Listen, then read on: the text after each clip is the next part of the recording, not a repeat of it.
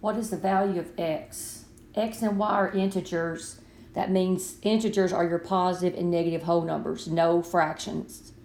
0 is an integer as well, but that's not going to come into play here. All right, so the only way you can multiply two numbers together and get 1 would be if they were both 1. Now, if you had like a 5 times a 1/5, you would get 1, but they say both of them are integers, so you can't have any fractions. So x times y equal 1, but the problem is you can do 1 times 1 and get 1, or it might be negative 1 times negative 1 to give you 1.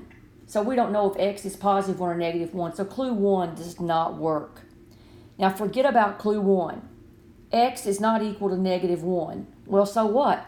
You got an infinite number of other things it could be. It could be a 2, 3, 4, 5, 6. It could be a negative 2, negative 3, negative 4. So that does not work.